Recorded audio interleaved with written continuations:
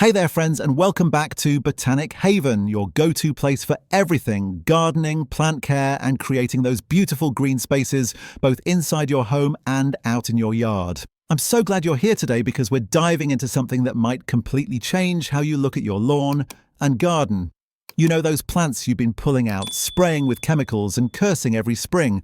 Well, today I'm going to introduce you to 10 common weeds that are actually nutritional powerhouses, often beating expensive superfoods in vitamins, minerals, and health benefits. And the crazy part? We've been destroying them for decades without realizing what we're throwing away. So grab a cup of tea, settle in, and let's talk about these incredible plants that have been hiding in plain sight.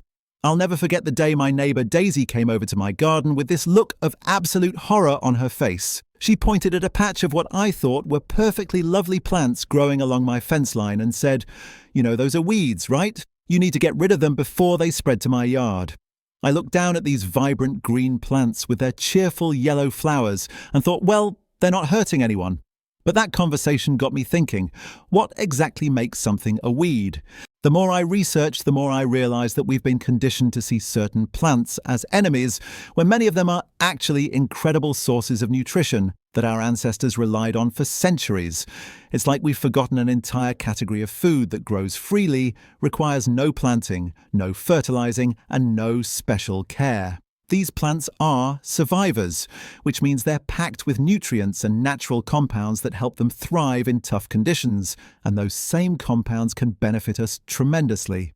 Let's start with dandelions, because if there's one plant that gets absolutely no respect, it's this sunny little flower. People spend hundreds of dollars every year trying to eradicate dandelions from their lawns. But here's what they don't know. Every single part of the dandelion is edible and medicinal. The leaves contain more vitamin A than spinach, more vitamin C than tomatoes, and they're loaded with vitamin K, calcium, iron, and potassium. The roots can be roasted and ground to make a coffee substitute that actually supports liver function and digestion. The flowers make a delightful wine or can be used fresh in salads. I started adding young dandelion greens to my morning smoothies, and I noticed my energy levels improved within a week. They have a slightly bitter taste, which actually stimulates digestion and helps your liver process toxins more efficiently. My friend Oliver, who's a chef, started harvesting dandelions from his organic garden and serving them at his restaurant as foraged greens, and people pay premium prices for them. The irony is not lost on me. Then there's purslane, a plant that most gardeners yank out without a second thought.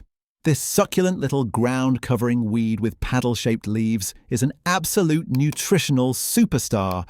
It contains more omega-3 fatty acids than any other leafy vegetable, even more than some fish oils. It's also packed with vitamins A, C, and E, along with magnesium, calcium, potassium, and iron. The stems and leaves have a slightly tangy, lemony flavor with a pleasant crunch, making them perfect for salads or as a cooked green similar to spinach. I met a woman named Rose at a farmer's market who was selling bundles of purslane for $5 each, and people were buying them up like crazy because they'd read about the health benefits online.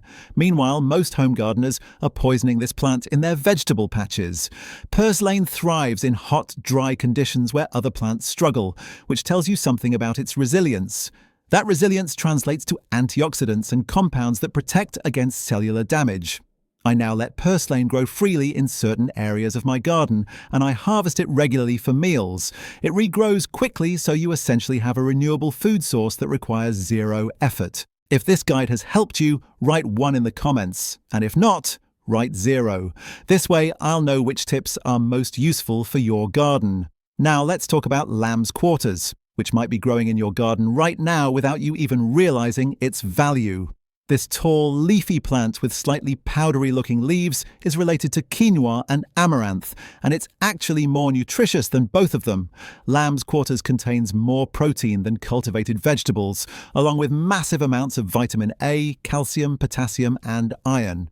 In fact, 1 cup of cooked lamb's quarters provides nearly your entire daily requirement of vitamin A and a significant portion of your calcium needs. The young leaves taste similar to spinach, but milder and slightly nutty. I've replaced spinach entirely in many of my recipes with lamb's quarters, and honestly, I prefer the flavour. My neighbour Ivy, who's in her 70s, told me that her grandmother used to cook lamb's quarters regularly during the Depression because it grew abundantly and was free. They called it wild spinach, and it helped feed families when money was scarce. Now we spray it with herbicides and buy expensive organic spinach at the store.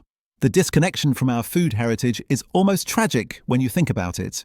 Chickweed is another one that deserves serious attention. This delicate plant with small white star-shaped flowers grows low to the ground and spreads rapidly, which is why gardeners hate it. But chickweed is incredibly nutritious and has been used medicinally for thousands of years.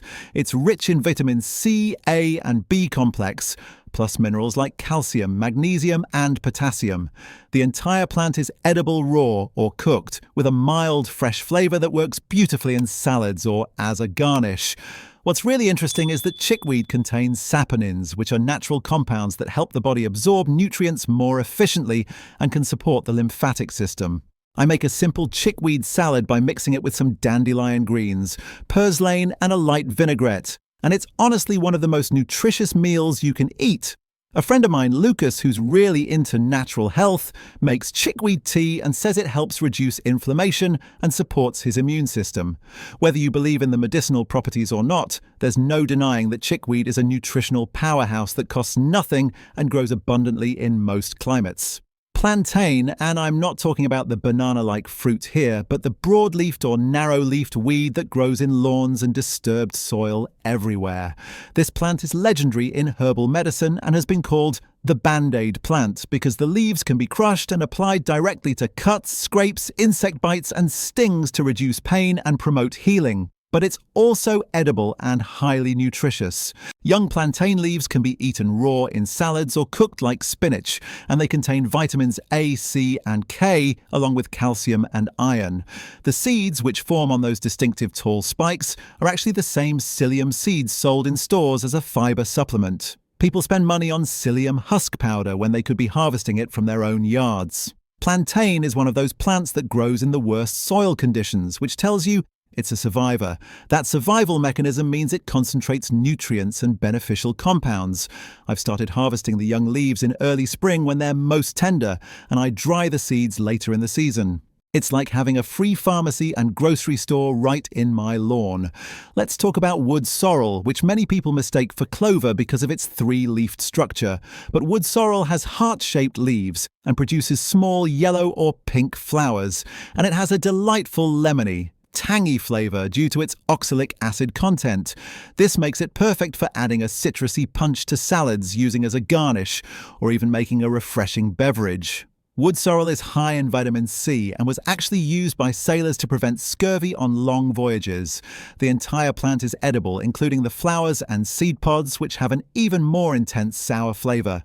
I like to add a handful of wood sorrel to sandwiches instead of lettuce because it adds this bright, fresh taste that really elevates the meal. Now, a quick note, because wood sorrel contains oxalic acid, people with kidney stones or kidney issues should moderate their intake. But for most people, eating it in normal culinary amounts is perfectly safe. My friend who works as a nutritionist pointed out that many cultivated foods we eat regularly, like spinach and rhubarb, also contain oxalic acid, often in higher concentrations than wood sorrel. We've somehow decided that certain plants are acceptable and others are weeds, even when the weeds are often more nutritious and flavorful. Stinging nettle probably has the worst reputation of any plant on this list because, yes, it stings when you touch it with bare skin. But once you cook nettles or dry them, the sting disappears completely, and what you're left with is one of the most nutrient-dense foods on the planet. Nettles contain more protein than most vegetables, along with exceptional levels of iron, calcium, magnesium, vitamins A, C, K, and several B vitamins. They've been used for centuries to treat anemia, support kidney function, reduce inflammation, and boost overall vitality. Nettle soup is a traditional dish in many cultures, and nettle tea is becoming increasingly popular in health food stores at premium prices. I harvest nettles in the spring wearing thick gloves, blanch them quickly in boiling water to remove the sting, and then use them exactly like I would use spinach or kale. The flavor is earthy and rich, almost like a cross between spinach and mushrooms. I also dry nettles to make tea, which has become my go-to morning beverage. The energy boost I get from nettle tea is steady and sustained, without the jitters or crash that come from coffee. It's remarkable that we spend so much money on green superfood powders and supplements when nettles growing wild in ditches and forest edges contain most of the same nutrients in their natural, bioavailable form. Mallow, particularly common mallow, is another underappreciated plant that grows in disturbed soil, gardens and waste areas. Every part of the mallow plant is edible.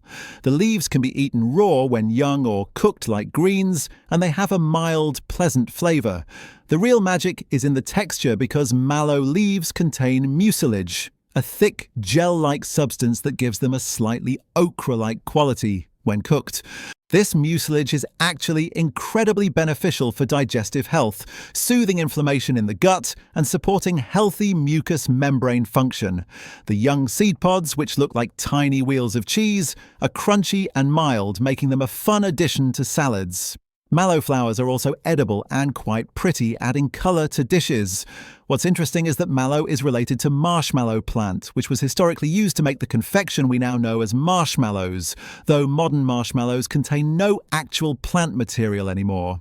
I started eating mallow leaves regularly after reading about their digestive benefits, and I've noticed a real improvement in how my stomach feels, especially after rich meals. It's one of those plants that works gently, but effectively, and it's completely free if you know where to find it. Red clover is everywhere in lawns and fields, and most people see it as just another weed to mow down. But red clover flowers and leaves are both edible and medicinal. The flowers are sweet and can be eaten fresh, dried for tea, or even added to baked goods for a subtle floral flavor. Red clover is particularly high in isoflavones, which are plant compounds that can support hormonal balance, bone health, and cardiovascular function. The leaves are also nutritious and can be cooked as a path herb or added to soups. Red clover tea has been used traditionally for respiratory support and as a gentle blood cleanser. I like to harvest red clover blossoms at their peak and dry them for tea, which has a mild, pleasant flavour that's naturally slightly sweet. One thing I appreciate about red clover is that it's a nitrogen-fixing plant, meaning it actually improves the soil where it grows by pulling nitrogen from the air and making it available to other plants. So, even if you don't eat it, having red clover in your lawn or garden is beneficial for the overall health of your green space. It's a win-win situation, yet we treat it like an enemy. Finally, let's talk about wild garlic, or garlic mustard, depending on what grows in your area. Wild garlic has those distinctive grass-like leaves that smell strongly of garlic when crushed, and every part of the plant is edible. The leaves, flowers and bulbs all have that wonderful garlicky flavour that can replace cultivated garlic in recipes. Wild garlic is high in vitamins A and C, along with various minerals, and it has antimicrobial and immune-supporting properties similar to cultivated garlic. I love making wild garlic pesto, which is incredibly flavorful and takes just minutes to prepare. You simply blend wild garlic leaves with olive oil, nuts, Parmesan cheese, and a bit of salt, and you have a vibrant green pesto that's even more flavorful than traditional basil pesto. Garlic mustard, on the other hand, is actually considered an invasive species in many areas, so harvesting it is actively helping the environment while providing you with free, nutritious food. The leaves have a mild garlic mustard flavor, and they're excellent in salads, stir-fries, or as a cooked green.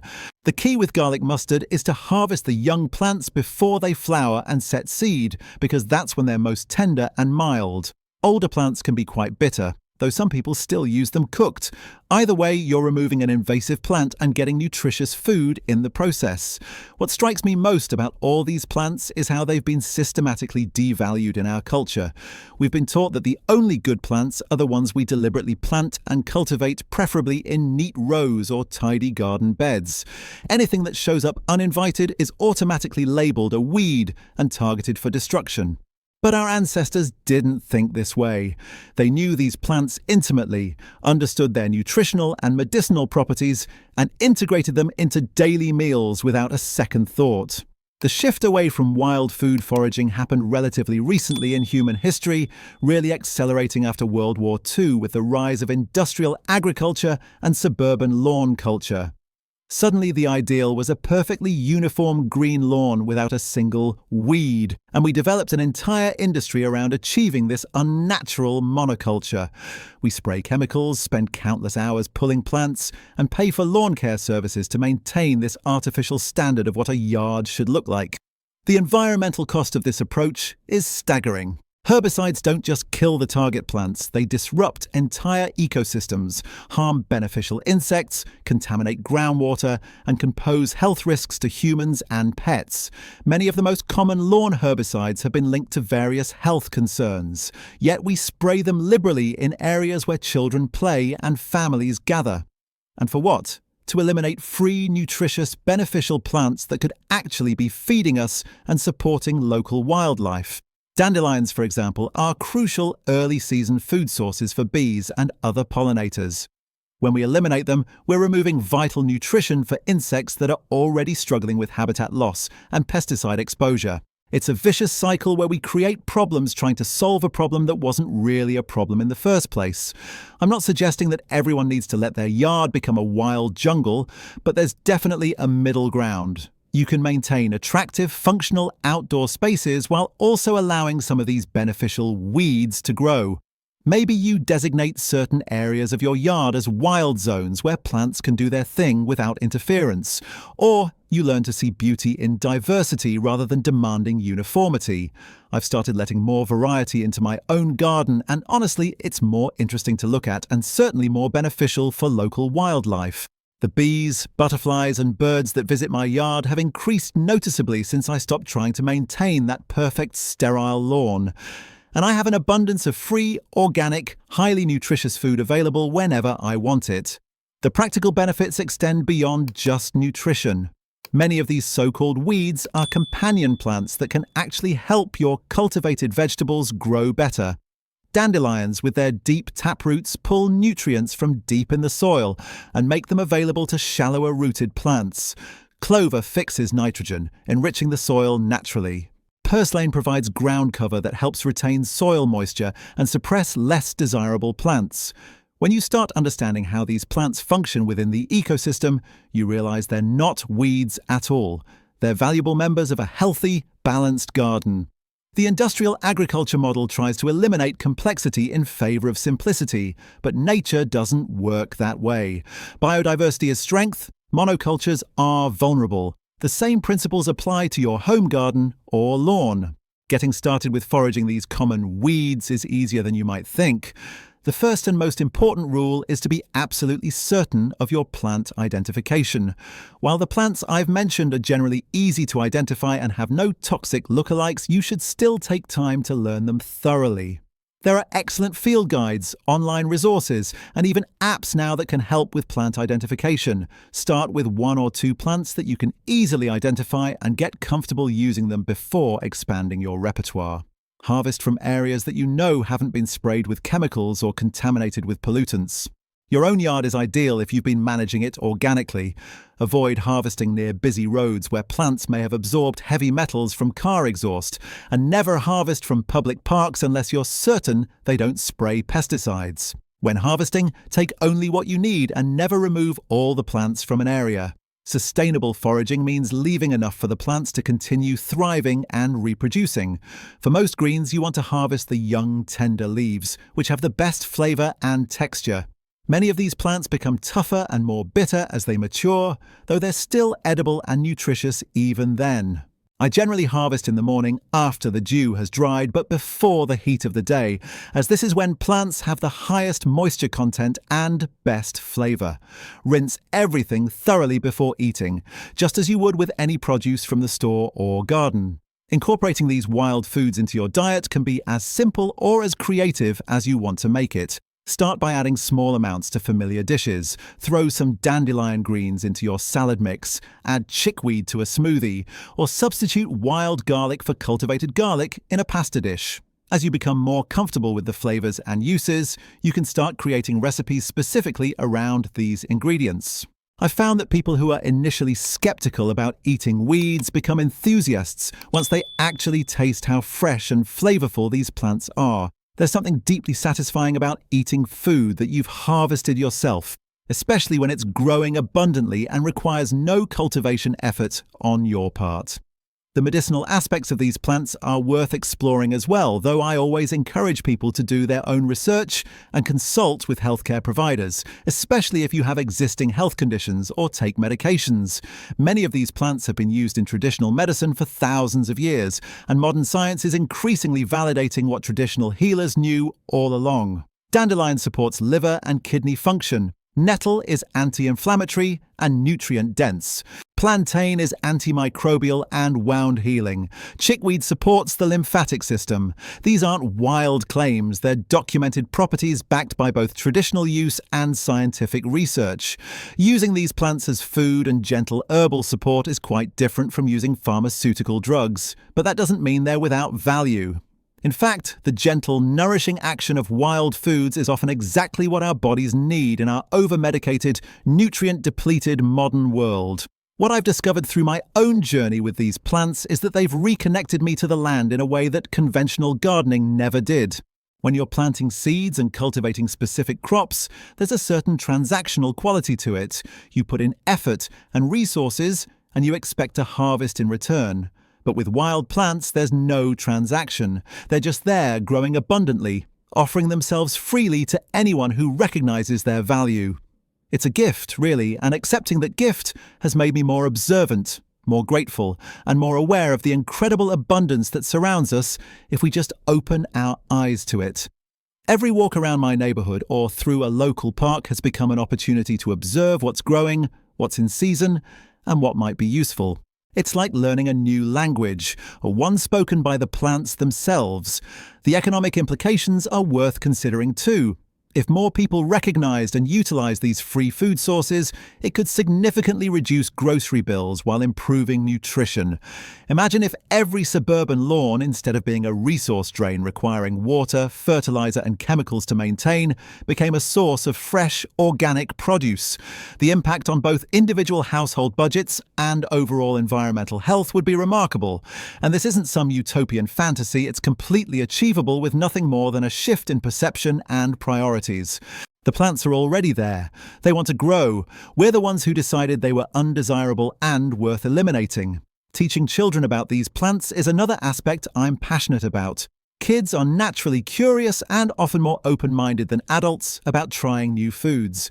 When my neighbors' children come over, I take them on weed tours of my garden, showing them what's edible, letting them taste things, and teaching them the names and uses of different plants.